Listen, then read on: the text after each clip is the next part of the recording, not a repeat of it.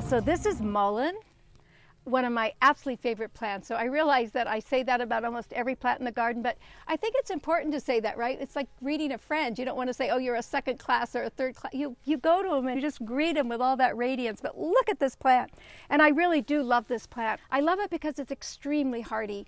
It doesn't really care where it's growing. You'll find it growing along train tracks where there's nothing but gravel. You'll find it growing in rich soil. You'll find it growing on volcanoes in Hawaii that are exploding. It just is, it's able to adapt to all situations. And not only does it adapt, it looks stunning. Like this looks like a really expensive, ornamental that I bought at some exotic nursery, right? And instead it's a weedy, seedy plant. And not only is it gorgeous, it's also an incredible medicinal plant, and the entire plant is medicinal. So we'll start with the leaves. We want to identify that this is a biennial. A biennial means it takes 2 full seasons to grow. So the first year it sets a deep root and then beautiful leaves. And if I were harvesting the leaves, which are one of the best herbs that we have for bronchial congestion, they're very soothing. And so colds and coughs and allergies and asthma, this plant has astringent properties and some antimicrobial and some antibacterial properties. So it's fighting infection, it's soothing the bronchioles. It's a perfect remedy for, I wouldn't say deep-seated bronchial issues like pneumonia or bronchitis, but for your colds and coughs and respiratory irritations, it's great. So that first year, you gather these big, downy, soft leaves, and that's when they're perfect. And then the second year, it puts in this great stalk and then up at this top. And I just love the fact that this plant is leaning over and looking into my house and watching us eat and my mother play music and whatever else is going on in the house. It's actually peeking, it's like a little peeking mullein here. But on the top, you see those beautiful yellow flowers, and those yellow flowers are one of the best remedies that I know of for ear infections. And they've been used for ear infections for really hundreds of years. They're oftentimes combined with garlic and sometimes with St. John's wort. Herbalists always have different remedies of what they use, but really you can just take those beautiful yellow flowers and make a mullein flower oil. It's infused in olive oil. It has incredible properties that fight infection, but also are an anodyne, so it helps to take the pain away as well. And really, I've seen it work so many times. You have a little baby and you can't say, oh, I'm going to give you something that's going to stop your pain, but you put some warm mullein flower oil. It'd be like warm like mother's milk. It can't be hot, it has to be warm, so you're not burning the eardrum. And you put just a drop or two down both ears, and then you massage the ears, and really literally within minutes the child stops crying. And that happens with adults as well. The one caution would be is you don't want to use it if you have swimmer's ear, or definitely if you have a punctuated eardrum, you don't want to use it for that either. But for congested type colds where there's ear infections due to congestion, this is a really good remedy. At the early onset of an ear infection, it's really good.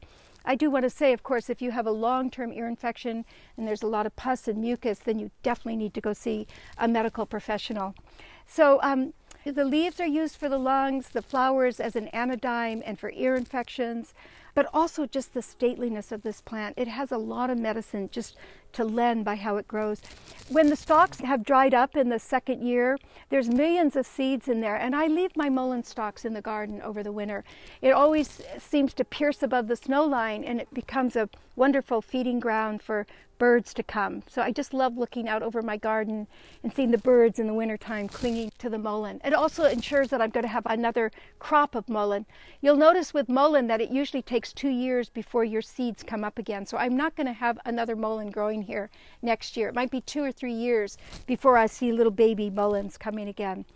So for all of those reasons, hardiness, beauty, tenacity, adaptogenability, and then just very incredible medicinal properties. Oh, I should mention too, for campers and hikers, mullein is your natural toilet paper. It's a very soothed, soft toilet paper. However, I have heard of some students using it and they get rashes because it has little hairs on it. So, depending on how tender your bottom is, you might want to be a little sensitive when you first use it. But I always look for a good mullein when I'm out backpacking. It's the perfect nature's paper. There are recipes also for mixing it in with tobacco and Indian tobacco, and it was used oftentimes as part of a smoking blend to kind of, I think, help soften some of the negative effects of the tobacco, some of the strong negative effects. And it's also sometimes used when people are trying to stop smoke tobacco. They'll mix a little bit of mullein sometimes coltsfoot with it, which are both herbs that help with irritation in the lungs. They'll mix it with tobacco and use that in their smoke to try to decrease the need for the tobacco and also help to heal the lungs.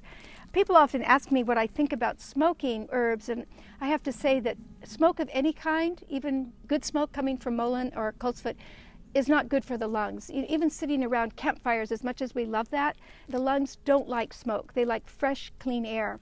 So you can use it as a smoky mixture, but you need to be mindful that you're using it as a step off of tobacco, or if you can't get off of tobacco because it's so strongly addictive, at least using these herbs that are helping with the irritation. But I don't want people to think that smoking herbs is necessarily going to be really what your lungs love. I might say smoking any herb, actually. Some herbs maybe are better than others, but tobacco definitely is very irritant for the lungs. So there you go. I love this plant.